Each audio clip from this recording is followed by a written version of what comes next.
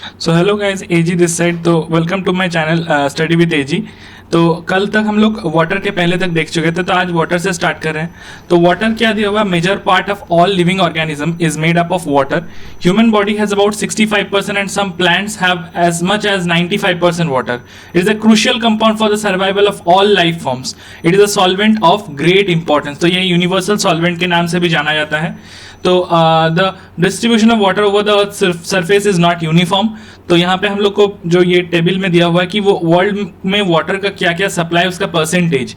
जैसे कि ओशन में ये 97.33%, और जो हम लोग का जो ग्राउंड वाटर है वो 0.61%, और लेक्स में 0.009%, और रिवर्स में वो 0.0001%।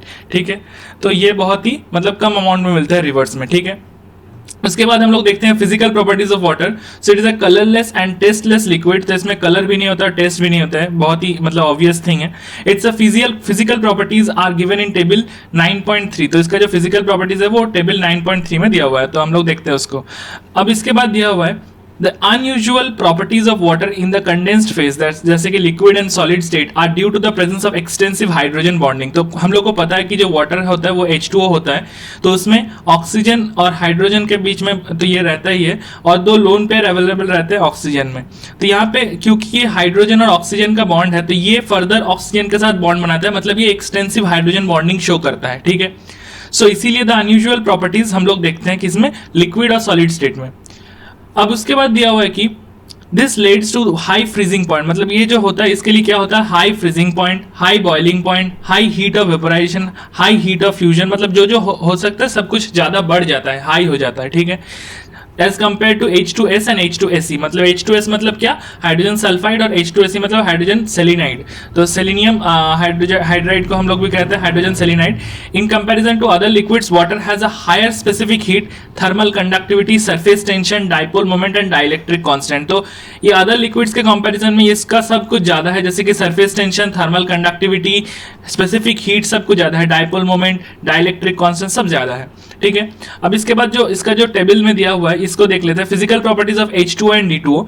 तो यहाँ पे H2O का और D2O में मास किसका ज्यादा होगा? D2O का मास ज्यादा होगा। फिर मेल्टिंग पॉइंट इसका ज्यादा होगा D2O का। फिर बॉइलिंग पॉइंट भी इसका ज्यादा होगा D2O का। फिर इसके बाद एंथैल्पी ऑफ फॉर्मेशन भी ज्यादा होगा, ज्यादा एक्सोथर्मिक मतलब ज्यादा अमाउंट ऑफ हीट रिलीज होगा। फिर उसके बाद एंथैल्पी ऑफ वेपोराइजेशन जो है वो भी इसका ज्यादा होगा D2O का। उसके बाद हम लोग देखेंगे टेम्परेचर, जो मैक्सिमम डेंसिटी में टेम्परेचर जो लगता है वो किसका ज्यादा होगा? वो भी D2O का ज्यादा होगा। उसके बाद जो डेंसिटी है, डेंसिटी भी ज्यादा होगा D2O का।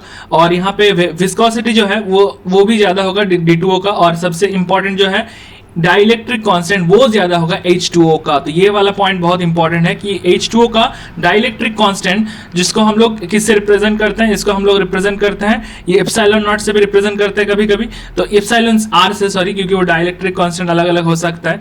तो इसके मतलब मुताबिक ये क्या होगा? 78.39 H2O। ठीक है, इलेक्ट्रिकल कंडक्टिविटी जो है वो है ओम पर सेंटीमीटर। तो ये कंडक्टिविटी के बारे में बोला जा रहा है, तो D2O का कंडक्टिविटी का वैल्यू यहाँ पे अवेलेबल नहीं है।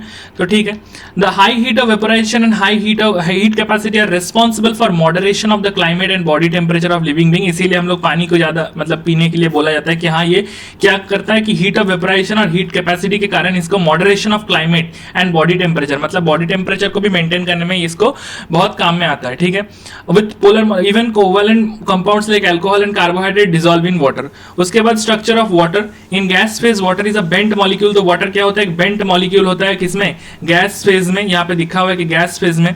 और उसका बॉन्ड एंगल जो होता है 104.5 डिग्री होता है। एंड OH बॉन्ड लेंथ जो होता है 95.7 पिकोमीटर होता है। It is a highly polar molecule. ये बहुत ही पोलर मॉलिक्यूल है। Its orbital overlap picture is shown in figure 9.1C। इसके बाद दिया हुआ in the liquid phase water molecules are associated together by hydrogen bonds. The crystalline form of water is ice. तो ये बहुत इंपॉर्टेंट है। Crystalline form जो है वाटर का वो क्या है? आइस है। At atmospheric pressure ice crystallises in the hexagonal form. मतलब आइस क्या होता है? हेक्सागोनल फॉर्म में इसमें आइस में मिलता है हेक्सागोनल फॉर्म में आइस जब क्रिस्टलाइज करता है। But at a very low temperature it condense to cubic form. मतलब जब बहुत कम टेम्परेचर हो जाता है, बहुत लो टेम्परेचर हो जाता है, तब इसको किस में कंडेंस हो जाता है? ये क्यूबिक फॉर्म में कन्वर्ट हो जाता है। तो जो डेंसिटी ऑफ आइस है वो less than that of water है, मतलब वाटर से कम होता है। Therefore an ice cube floats on water. बहुत ही इंपॉर्टेंट पार्ट है जो ग्लेशियर्स में भी हम लोग को देखने को मिलता है कि जो आइस का जो मतलब ये है वो क्या होता है, वाटर में फ्लोट करता है। क्यों फ्लोट करता है? क्योंकि उसका डेंसिटी क्या होता है, वाटर से कम होता है। Therefore an ice cube floats on water, ये तो दिखा है। फिर in winter season ice formed on the surface of lake provides thermal insulation which ensures the survival of aquatic life. मतलब जो विंटर सीजन में हम लोग देखते हैं कि लेक के ऊपर बर्फ जम जाता है, तो वो पूरा नहीं जमता है, सिर्फ ऊपर में लेयर में जमता है, तो वो एक थर्मल इंसुलेशन के जैसा काम में आता है। नीचे का जो लिविंग ऑर्गेनिजम्स है या एक्वाटिक लाइफ है उन लोगों को सर्वाइवल के लिए काम में आता है। वो एक इंसुलेशन करता है कि हाँ बहुत ज्यादा ठंडी ना पड़े नीचे तक। This fact is of great ecological significance, मतलब ये इकोलॉजिकल सिग्निफिकेंस के लिए बहुत एक इंपॉर्टेंट फैक्ट है। इसके बाद जो स्ट्रक्चर ऑफ आइस है वो बहुत इंपॉर्टेंट यहाँ पे दिया हुआ है। स्ट्रक्चर ऑफ आइस, तो ये ice has a highly ordered three dimensional hydrogen bonded structure as shown in figure 9.2. Examination of ice crystals with X-rays shows that each oxygen atom is surrounded tetrahedrally by 4 other oxygen atoms at a distance of 276 picometer.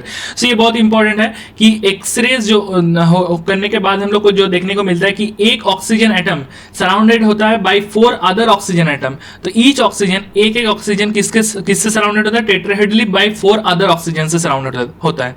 Hydrogen bonding gives ice a rather open type structure with wide holes. तो इसमें क्या मिलता है, wide holes, जिसके कारण क्या करता है, ये बहुत सारे मॉलिक्यूल्स को जकड़ के बैठ सकता है, क्योंकि इसमें क्या होता है, इंटरस्टिशियस प्रेजेंट रहता है। ठीक है, तो ये लिखा हुआ भी है कि these holes can hold some other molecules of appropriate size interstitially। बहुत ज्यादा इंपॉर्टेंट पॉइंट है।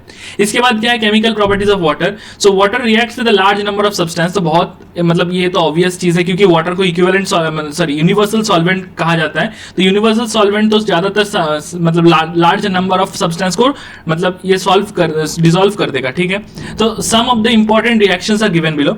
एम्फोटेरिक नेचर जो है, तो वाटर का एम्फोटेरिक नेचर देखने को मिलता है। ये ब्रॉन्स्टेड सेंस में क्या करता है, एसिड भी बिहेव करते हैं NH3 के साथ, NH3 के साथ एसिड के जैसा बिहेव करते हैं, और H2S जो है उसके साथ बेस के जैसा बिहेव करता है। तो H2O प्लस NH3 करते हैं तो OH माइनस और NH4 प्लस, और H2O के साथ H2S होता है तो वो H3O प्लस और HS माइनस। तो ये क्या होता है, एसिड और बेस दोनों के जैसा परफॉर्म कर सकता है।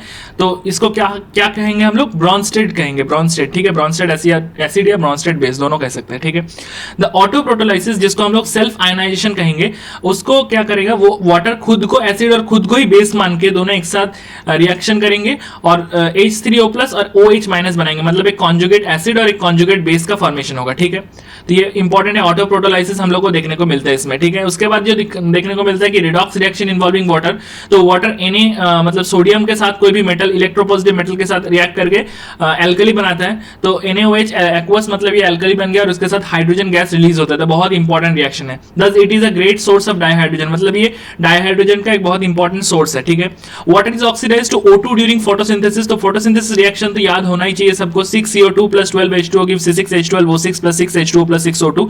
तो इसमें क्या होता है, इसमें वाटर क्या हो जाता है, ऑक्सीडाइज होता है। किसमें, ऑक्सीजन में। तो आपको देखने को मिल रहा है कि यहाँ पे वाटर वाला ऑक्सीजन इसमें कन्वर्ट होता है। तो अगर इसमें कोई आइसोटोप वाला क्वेश्चन आ जाए कि H2O के ऊपर 16 कर दे, 17 या 18 कर दे, तो हम लोगों को कैसे पता चलना चाहिए कि ऑक्सीजन वाला जो है वो वाला O के ऊपर 18 आएगा, ना कि वाटर का ऑक्सीजन के ऊपर या ग्लूकोज को ऑक्सीजन के ऊपर। ठीक है, समझ में आ गया। So with fluorine also it oxidise to O2। तो ये वाला भी हम लोग क्वेश्चन, ये वाला जो इक्वेशन है ये हम लोग किसमें देखेंगे, फिर से जब हम लोग P ब्लॉक में देखेंगे हैलोजन फैमिली, तब में हम लोग को देखने को मिलेगा ये वाला कि F2 के साथ ये H2O रिएक्ट करता है तो 4H प्लस मतलब 4HF बनाता है और O2 गैस रिलीज करता है इसमें भी। ठीक है, तो इसके बाद क्या आ जाता है हम लोग, हाइड्रोलाइसिस रिएक्शन। हाइड्रोलाइसिस रिएक्शन मतलब वाटर को, मतलब due to the high dielectric constant. Dielectric constant का वैल्यू क्योंकि इसका हाई होता है, इसीलिए क्या होता है, वेरी हाइड्रेटिंग टेंडेंसी ज्यादा होता है इसका। It dissolves many ionic compound, मतलब ज्यादातर आयनिक कंपाउंड को क्या कर देता है, ये डिसॉल्व कर देता है। However certain covalent and some ionic compounds are hydrolysed in water. तो इसको डिसॉल्व, इसमें दो टर्म आता है, एक है डिसोल्यूशन और एक है हाइड्रोलाइज। मतलब हाइड्रोलाइज और डिसोल्यूशन में दोनों में अंतर है। यहाँ पे जो सर्टेन का कोवेलेंट और आयनिक कंपाउंड है वो हाइड्रोलाइज होते हैं। यहाँ पे हाइड्रोलाइसिस का एग्जांपल दिया हुआ है, मतलब जिसमें वाटर के साथ रिएक्ट कर रहा है, वाटर के साथ रिएक्ट करके कोई कंपाउंड फॉर्म होगा तो उसको कहेंगे क्या, उसको कहेंगे हाइड्रोलिसिस रिएक्शन। और अगर डिसोल्यूशन मतलब क्या होगा कि वाटर में वो घुल जाएगा तो उसको कहेंगे हम लोग डिसोल्यूशन। ठीक है, जैसे कि NaCl वाटर के साथ क्या हो जाता है, घुल जाता है, तो वो Na plus Cl minus form करते हैं वाटर में, वो कोई अलग से कंपाउंड नहीं फॉर्म करता है। लेकिन यहाँ पे P4O10 या SiCl4 जो है वो जब वाटर के साथ रिएक्ट करता है तब क्या करता है वो, जैसे P4O10 वाटर के साथ रिएक्ट करेगा तो क्या फॉर्म करेगा, H3PO4 फॉर्म करेगा। फॉस्फोरिक एसिड, और उसके बाद जो ये है SiCl4, तो ये क्या करेगा वाटर के साथ रिएक्ट करके ये सिलिकॉन डाइऑक्साइड माने SiO2 बनाएगा और उसके बाद 4HCl बनाएगा। तो ये बहुत इंपॉर्टेंट पार्ट है। इसके बाद एक चीज है हम लोग का N3- जिसको हम लोग एजाइड आयन से भी जानते हैं, N3- एजाइड आयन। इसके बाद हम लोग को वाटर के साथ अगर रिएक्ट करेंगे तो क्या बनाएगा, अमोनिया बनाएगा और OH-। तो ये भी अमोनिया सिंथेसिस रिएक्शन है, लेकिन ये हेबर्स प्रोसेस नहीं है। हेबर्स प्रोसेस में हम लोग देखे थे कि H2 गैसियस और N2 गैसियस को जब हम लोग 673 केल्विन और 200 ATM प्रेशर में कोई आयरन या मॉलिब्डेनम प्रोमोटर को यूज करके जब हम लोग रिएक्शन कराते थे, तो वो वाला जहां पे -196 kilo joule of heat release होता था, वो वाला क्या रिएक्शन था, वो वाला था हम लोग का हेबर्स प्रोसेस। लेकिन ये क्या है, ये है एजाइड के साथ जब वाटर का रिएक्शन करते हैं तो ये हाइड्रोलिसिस रिएक्शन करके अमोनिया और OH- बनाता है। तो ये बेसिक इक्वेशन, बेसिक तो है ही, क्योंकि अमोनिया गैस जो है वो तो एस्केप आउट हो जाएगा और OH- जो है वो सोल्यूशन में रह जाएगा, तो ये बेसिक बन जाएगा। ठीक है, अब इसके बाद आ जाते हैं हम लोग हाइड्रेट फॉर्मेशन में। तो फ्रॉम एक्वस सोल्यूशन क्या हो जाएगा, many salts can be crystallized as hydrated salts such as association of water is of different types, visualizing coordinated water example CrH2O whole 6 3 plus 3Cl-। तो ये वाला जो है ये कोऑर्डिनेटेड वाटर के एग्जांपल है, क्योंकि यहाँ पे क्रोमियम के साथ जो H2O है वो लिगैंड के जैसे काम में आता है। तो आप लोग शायद कोऑर्डिनेशन कंपाउंड में पढ़े होंगे, तो वो वाला भी चैप्टर हम लोग लास्ट में देखेंगे, उसमें भी हम लोग एग्जांपल लेंगे ये सारी चीजों का, जहां पे H2O होल 6 जो है वो क्रोमियम के साथ लिगैंड के जैसा एक्ट कर रहा है। तो यहाँ पे जो कोऑर्डिनेशन नंबर अगर क्रोमियम का कोई पूछता है तो वो कितना आ जाएगा, 6 आ जाएगा। ठीक है, फिर उसके बाद इंटरस्टिशियल वाटर का अगर कोई एग्जांपल पूछता है तो क्या होगा, वो हो जाएगा BaCl2.2H2, मतलब बेरियम क्लोराइड के साथ जब वाटर क्या होता है डॉट के जैसा हम लोग लिखते हैं, तो वो वाला हो जाएगा यहाँ पे एग्जांपल। और हाइड्रोजन बॉन्डेड वाटर का एग्जांपल क्या होगा, तो CuH2O whole 4 2 plus SO4 2- dot H2O। तो यहाँ पे CuSO4.5H2O लिख सकते हैं हम लोग, इसको हम लोग ब्लू विट्रियोल कहते हैं। ठीक है, तो how many hydrogen bonded water molecules are associated in CuSO4.5H2O, so only one, एक ही सिर्फ यहाँ पे अवेलेबल है जो हाइड्रोजन बॉन्डेड है, जो ये वाला है। ठीक है, जो हाइड्रोजन बॉन्डेड है वो डॉट के बाद हम लोग लिखे हैं ये वाला, which is outside the bracket. So coordination sphere के बाहर जो है is hydrogen bonded. The other 4 जो है वो क्या है, कोऑर्डिनेटेड है। तो ये अंदर में जो ब्रैकेट, स्क्वायर ब्रैकेट के अंदर जो हो रहते हैं उसको क्या कहते हैं हम लोग, उसको हम लोग कोऑर्डिनेटेड वाटर कहते हैं।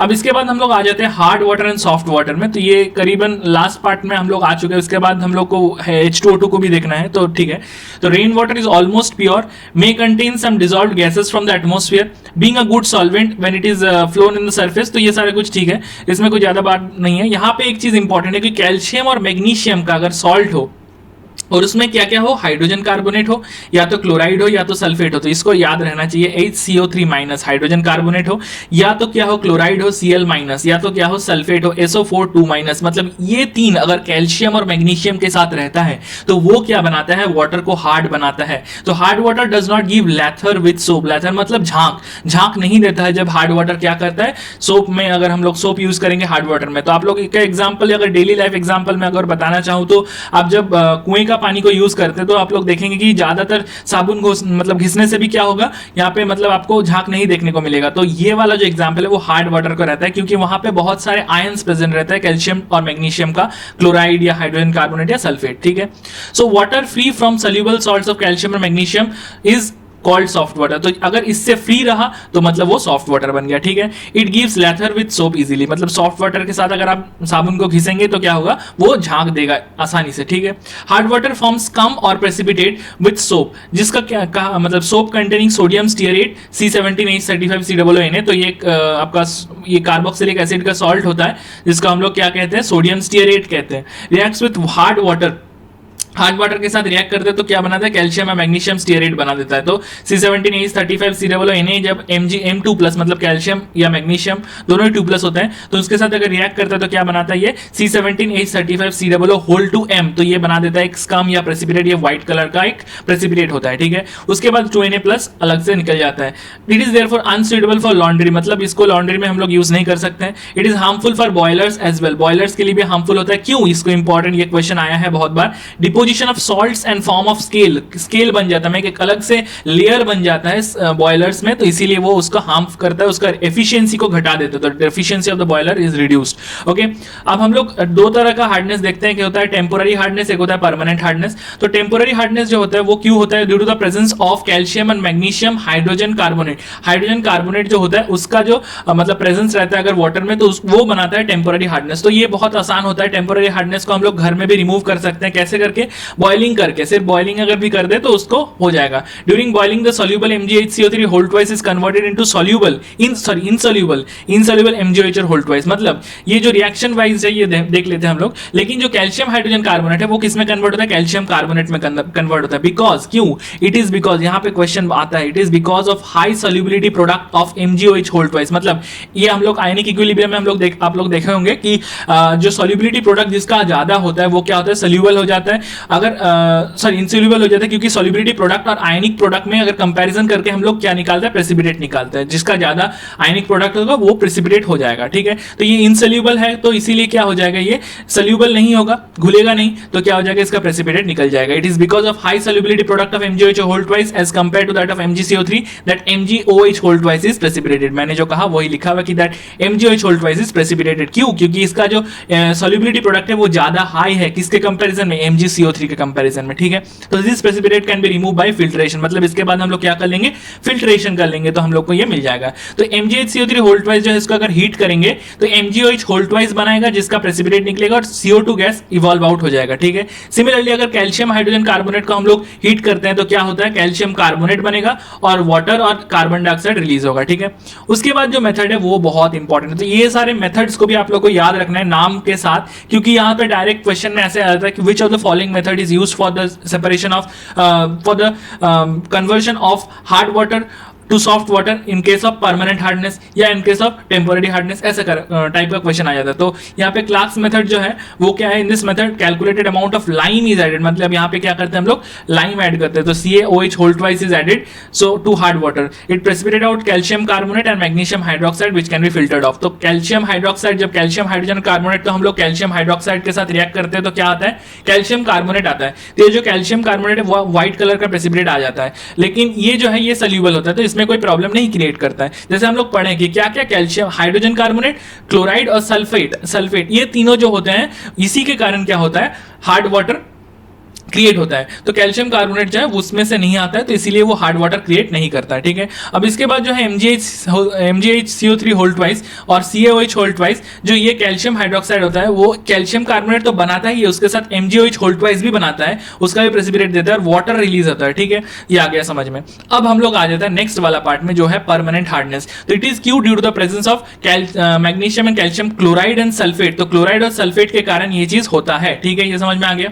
सो ट्रीटमेंट विद वॉशिंग सोडा मतलब सोडियम कार्बोनेट Na2CO3। तो आप लोगों को देखने को मिलेगा Na2CO3.10H2 होता है, लेकिन यहाँ पे हम लोग 10H2 को नहीं लिख रहे हैं क्योंकि वाटर ऑफ क्रिस्टलाइजेशन जो है वो अभी हम लोग को लिखने की जरूरत नहीं है, वो तो ऐसे भी हीट करने से निकल ही जाता है, ठीक है। So washing soda reacts with soluble calcium and magnesium chloride and sulphate in hard water to form insoluble carbonate. Insoluble carbonate बना देता है, जैसे कि MCO3। यहाँ पे M क्या है? Mg और या कैल्शियम है। जैसे कि MSO4 के साथ भी अगर रिएक्ट करेंगे Na2CO3 को तो यहाँ पे क्या बन जाएगा? MCO3 बन जाएगा और Na2SO4 बन जाएगा, ठीक है।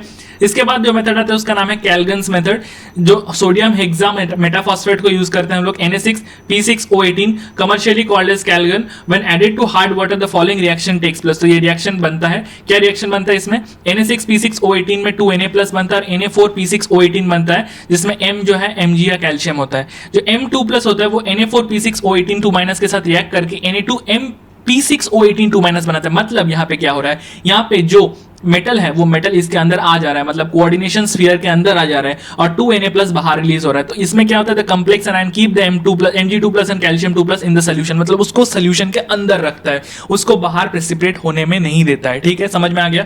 ओके। तो ये सारे रिएक्शंस आपको याद रहने चाहिए क्योंकि ये वाला बहुत इंपॉर्टेंट पार्ट है, यहाँ से क्वेश्चन भी बहुत बार आ चुका है। तो Na6P6O18 किसमें कन्वर्ट होता है? 2Na+ और Na4P6O18 2- में कन्वर्ट होता है, ठीक है। यहाँ पे समझ में आ गया। इसके बाद जो मेथड है उसका नाम है ion exchange method. This method is also called as zeolite method या परमुटेड प्रोसेस भी कहा जाता है। तो हाइड्रेटेड सोडियम एल्यूमिनियम सिलिकेट, जिसको हम लोग जियोलाइट कहते हैं, जैसे कि NaAlSiO4 जो इसको कहा जाता है, ये वाला हम लोग यूज करते हैं। तो यहाँ पे AlSiO4 को हम लोग Z से रिप्रेजेंट करेंगे क्योंकि कितना बार ये बड़ा बड़ा लिखेंगे AlSiO4, तो इसके लिए Z लिख देंगे, ठीक है। तो NaZ को अगर हम लोग कोई भी मेटल मतलब जो कोई भी मेटल मतलब Mg2+ या कैल्शियम 2+ इसके साथ रिएक्ट करते हैं तो क्या बनेगा?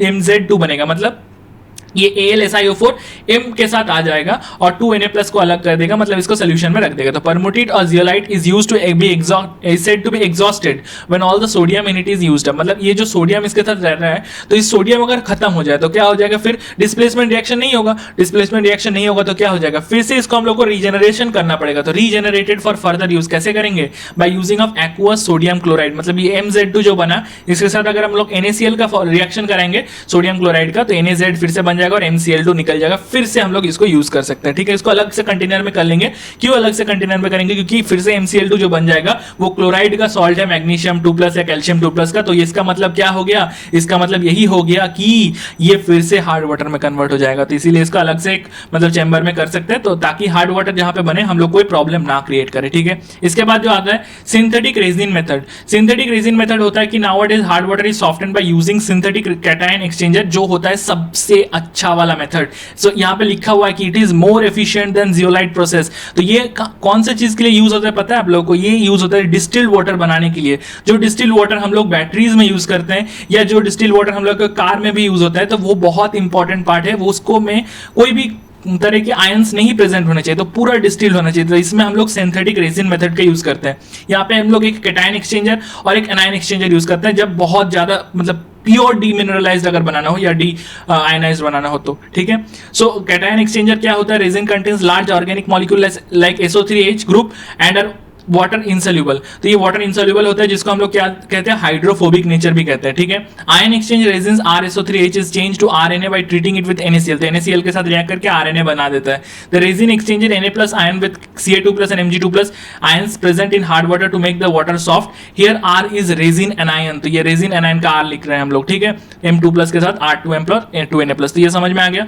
The resin can be regenerated by adding aqueous NaCl। तो कैसे हम लोग इसको करेंगे, फिर से सेम मेथड, कैसे रीजनरेट करेंगे, NaCl के साथ रिएक्ट करा के। ठीक है, तो pure demineralized water free from all soluble minerals can be obtained by water successfully passing through a cation exchange and an anion exchange। जो मैंने कहा अभी कि cation exchange और anion exchange दोनों अगर यूज करेंगे तो बहुत अच्छा प्योर demineralized water बन जाएगा। ठीक है, सो ये हो गया RH+ to M2+ gives Mr2+ to H+। In this cation exchange process, H+ exchange for Na+, Ca2+, Mg2+ and other cation present in water. This process results in proton release and thus makes the water acidic. In the anion exchange process क्या हो जाता है, अब हम लोग base का use कर लेते हैं। देखिए RNH2+ H2O, RNH3+ OH- और RNH3+ OH-। so OH- exchange for anion like Cl-, HCO3-, SO4 2-, मतलब जो सॉल्ट होते हैं etc. present in water. so OH- ion thus liberated neutralize the H+, मतलब जो H+ बना था उसको भी OH- ने न्यूट्रलाइज कर दिया और वाटर बना दिया। तो अब क्या हो गया, ये प्योर डीमिनरलाइज्ड हो गया। ठीक है, the exhausted cation and anion exchange resins beds are regenerated by treatment with dilute acid and alkali solution respectively.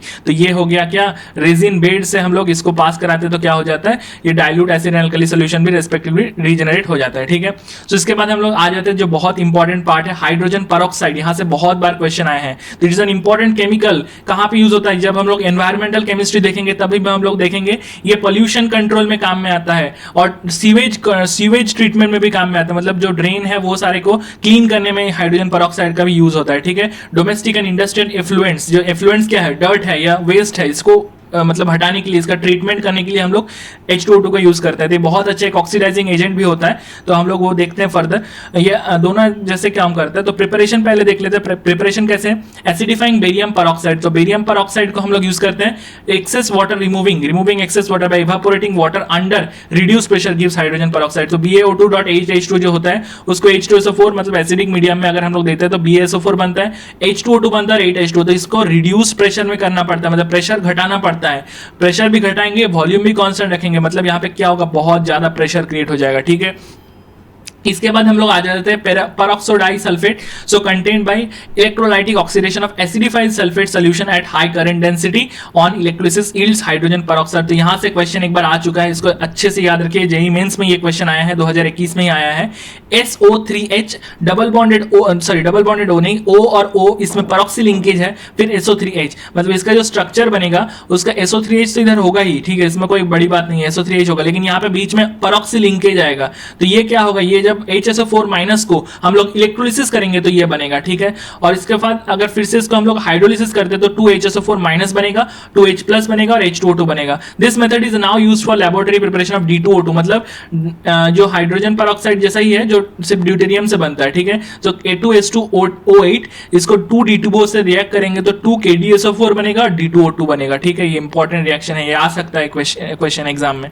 Industrially it is prepared by auto oxidation of 2 alkyl anthraquinol, तो ये बहुत important है। 2 alkyl एंथ्राक्विनॉल से बनता है, तो 2 ethyl एंथ्राक्विनॉल को अगर हम O2 मतलब एयर के प्रेजेंस में रखेंगे तो H2O2 और ऑक्सीडाइज्ड प्रोडक्ट बनेगा। और अगर इसको रिवर्स करेंगे तो H2PD मतलब कोई भी रिड्यूसिंग एजेंट ले लेंगे उसके साथ ये बन जाएगा फिर से 2 इथाइल एंथ्राक्विनॉल। तो ये रिवर्सिबल रिएक्शन है, लेकिन इसका रिएजेंट अलग अलग लेना चाहिए, मतलब रिएजेंट मतलब इन द सेंस कैटलिस्ट का बात कर रहे हैं हम, ऑक्सीजन और एक बार H2, ठीक है। In this case 1% H2O2 is formed, it is extracted with water, मतलब इस केस में क्या होता है 1% H2O2 बनता है, it is extracted with water and concentrated to 30% by mass by distillation under reduced pressure. तो ये हम लोग जब ऑर्गेनिक केमिस्ट्री में देखते हैं कि बेसिक ऑर्गेनिक केमिस्ट्री में जो एक लास्ट में प्रोसेस आता है क्वालिटेटिव एंड क्वांटिटेटिव जो मेथड्स ऑफ प्रिपरेशन प्यूरिफिकेशन, उसमें हम लोग देखते हैं डिस्टिलेशन अंडर रिड्यूस्ड प्रेशर, वो वाला चीज। It can be further concentrated to 85% by careful distillation under low pressure, तो इसको भी रिड्यूस प्रेशर के अंदर ही करते हैं हम लोग। तो remaining water can be frozen out to obtain pure H2O2, ठीक है, ये समझ में आ गया। अब इसके बाद फिजिकल प्रॉपर्टीज जो है, तो प्योर स्टेट में H2O2 जो है ऑलमोस्ट कलरलेस होता है, ये वेरी पेल ब्लू होता है, बहुत पेल ब्लू कलर का होता है, ठीक है। Its important physical properties are given in table 9.4, तो टेबल 9.4 में देखते हैं। H2O2 जो होता है वो मिसिबल होता है वाटर के साथ, मतलब वाटर के साथ ये क्या हो जाता है, घुल जाता है, मिक्स हो जाता है in all proportion and forms a hydrate. क्या हाइड्रेट बनाता है, ये बहुत इंपॉर्टेंट है, H2O2.H2O, मतलब कुछ नहीं, सिर्फ आप लोग को डॉट लेके लिख देना है H2O2.H2O, ठीक है। Melting point 221 kelvin. A 30% solution of H2O2 is marketed as 100 volume hydrogen peroxide. It means that 1 milliliter of 30% H2O2 solution will give 100 milliliter of oxygen at STP, commercially marketed sample as 10V, मतलब ये वाला जो है ये question से समझ में आएगा हम लोग को। तो calculate the strength of 10 volume solution of hydrogen peroxide, तो कैसे समझेंगे हम लोग। 10 volume solution of H2O2 means क्या, 1 litre of H2O2 solution will give 10 litre of oxygen. 10 volume का मतलब वही होता है कि 1 लीटर H2O2 कितना देगा, 10 लीटर ऑक्सीजन देगा STP में। तो 2H2O2 plus gives O2 plus H2O, मतलब इसका इक्वेशन लिख लिए। अब यहाँ पे 2 टाइम्स तो मोल कंसेप्ट लगाएंगे, तो 2 × 34 ग्राम मतलब ये 68 ग्राम है, और ये कितना बनेगा, 22.7 लीटर्स बनेगा STP में। So on the basis of above calculation 22.7 litre कितने से आ रहा है ऑफ ऑक्सीजन, कहां से आ रहा है, 68 ग्राम H2O2 से आ रहा है। तो मतलब 10 लीटर कहां से आएगा, 68 × 10 बाय 22.7 ग्राम से आएगा, मतलब 29.9 ग्राम से, मतलब 30 ग्राम से आएगा H2O2 का। Therefore strength of H2O2 in 10 volume कितना आ जाएगा, 30 ग्राम पर लीटर आ जाएगा, मतलब 30 ग्राम पर लीटर, मतलब यहाँ पे लिखना है 3% H2O2 सोल्यूशन, ठीक है, समझ में आ गया। ओके, यहाँ पे दिया हुआ है हाइड्रोजन पेरोक्साइड का मेल्टिंग पॉइंट जो होता है वो 272 होता है, लेकिन ये सारा कुछ आपको याद नहीं रखना, बस एक बार देख लीजिएगा, एक बार सिर्फ अच्छे से गो थ्रू कर लीजिए, क्योंकि ये यहाँ से क्वेश्चन नहीं आएगा, डेटाबेस कोई क्वेश्चन नहीं आता इनऑर्गेनिक में, ठीक है। इसके बाद structure, hydrogen peroxide as a non planar structure, ये बहुत इंपॉर्टेंट है, non planar open book structure. इसका जो स्ट्रक्चर ये बहुत फेमस स्ट्रक्चर है, जेईई एडवांस में एक बार आया था, ओपन बुक स्ट्रक्चर होता है इसका, ठीक है। ओपन बुक स्ट्रक्चर कैसे याद रखना है, जो हम लोग का जो गैस फेज और जो सॉलिड फेज है दोनों में थोड़ा सा अंतर होता है। जो गैस फेज होता है उसमें जो ये एंगल रहता है, आप बुक समझ लीजिए, बुक को आप लोग ऐसे ओपन करके रखे हैं, तो इस बुक को अगर आप कुछ एंगल दे देंगे, ये 111.5 डिग्री अगर एंगल रखेंगे, तो ये इसमें अगर एक हाइड्रोजन और इसमें एक हाइड्रोजन, और जो आपका बीच में जो बाइंडिंग रहता है बुक या कॉपी का, अगर उसमें 2 ऑक्सीजन को आप लोग ड्रॉ करेंगे तो ये वाला आपका स्ट्रक्चर आ जाएगा। तो यहाँ पे एनसीईआरटी ने इसको ड्रॉ करके भी दिया हुआ है, तो आप लोग इसको भी दीजिए, देख लीजिए। और इसमें सबसे इंपॉर्टेंट जो पार्ट है वो बहुत इंपॉर्टेंट है, वो है कि इसका बॉन्ड लेंथ, किस में ज्यादा बॉन्ड लेंथ होता है, तो 147.5 पिकोमीटर ऑक्सीजन बॉन्ड लेंथ किस में होता है, गैस फेज में। मतलब आपको ये याद रखना है कि गैस फेज में थोड़ा थोड़ा ज्यादा होता है, लेकिन जब ऑक्सीजन हाइड्रोजन का बारी में आता है तब सॉलिड फेज में ज्यादा होता है, ठीक है। इसमें बॉन्ड एंगल जो भी होता है, मतलब जो दोनों डायहेड्रल एंगल, दोनों हाइड्रोजन के अंदर जो एंगल होगा वो भी कितना होगा, ज्यादा होगा गैस फेज में 111.5, और इसमें होगा सॉलिड में थोड़ा कॉम्पैक्ट होता है, इसलिए 90.2, ठीक है, समझ में आ गया। यहाँ पे भी दिया हुआ है कि डायहेड्रल एंगल के बारे में थोड़ा सा, तो ये डायहेड्रल एंगल के बारे में थोड़ा सा आप लोग को देखना पड़ेगा। उसके बाद जो केमिकल प्रॉपर्टीज है, यहाँ पे तो जेईई मेंस 2021 ने तो क्वेश्चन भर भर के पूछे थे, शायद हर शिफ्ट में एक क्वेश्चन यहाँ से था, तो इसको आपको याद रखना है अच्छा से। ऑक्सीडाइजिंग और रिड्यूसिंग एजेंट दोनों के जैसे काम में आता है, तो इसमें कोई बड़ी बात नहीं है। जो Fe2+ है, जब इसको ऑक्सीडाइजिंग एक्शन होगा इसके ऊपर, तो क्या होगा, H2O2 का ऑक्सीडाइजिंग एक्शन मतलब Fe2+ को ये ऑक्सीडाइज करेगा, तो Fe2+ Fe3+ में कन्वर्ट होगा। फिर PbS जो है, यहाँ पे भी Pb2+ है, और S जो है S2- है, यहाँ पे भी क्या होगा, S Pb2+ में जो होगा Pb2+ होगा, S जो होगा वो क्या होगा, ये -8 है, -8 हो जाएगा, मतलब ये +6 हो गया, मतलब -2 से +6 गया, तो ये भी ऑक्सीडाइजिंग एक्शन है, ठीक है।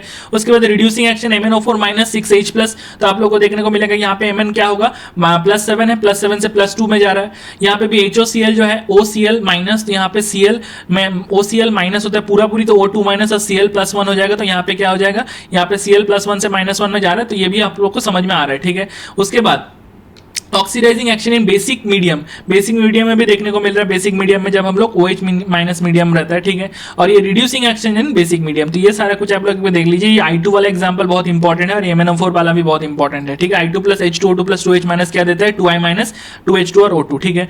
अब इसके बाद हम लोग आ जाते हैं स्टोरेज के में, तो H2O2 जो डिकम्पोज होता है slowly on exposure to light, तो लाइट में बहुत मतलब धीरे धीरे ये डिकम्पोज होता है, तो 2H2O2 गिव्स 2H2O+ O2, ये वाला रिएक्शन हम लोग पहले भी लिखे थे जब वॉल्यूम स्ट्रेंथ निकाल रहे थे तब, ठीक है। In the presence of metal surface या ट्रेसेस ऑफ एल्कली, ये क्या हो जाता है, बहुत the above reaction get catalysed, मतलब ये थोड़ा ज्यादा हो जाता है, तो इसीलिए इसको घटाने के लिए क्या करते हैं हम लोग, प्लास्टिक वेसल में रखते हैं या वैक्स लाइनिंग कर देते हैं डार्क में, मतलब इसका आप लोग देखेंगे अगर H2O2 को कभी लैब में भी देखे होंगे, तो इसका जो कंटेनर रहता है वो ज्यादातर ब्लैक कलर का रहता है, ताकि उसके अंदर जो है लाइट ना घुस पाए, और दूसरी बात ये प्लास्टिक के बॉटल में ज्यादातर रहता है, ठीक है। तो जैसे हम लोग रखते हैं कि हम लोग फिनाइल का भी बॉटल्स देखे होंगे कि फिनाइल्स के बॉटल में ज्यादातर हम लोग क्या यूज करते हैं, प्लास्टिक यूज करते हैं, क्योंकि कांच का फिनाइल का बॉटल ज्यादातर नहीं यूज करते, क्यों, और उसमें देखिएगा स्टिकर विकर लगा के रखते हैं कि ताकि उसमें ज्यादा लाइट ना घुस पाए, क्योंकि उसमें भी थोड़ा अमाउंट में H2O2 होता है, क्योंकि वो भी ड्रेन क्लीनर ही तो है अल्टीमेटली, ठीक है।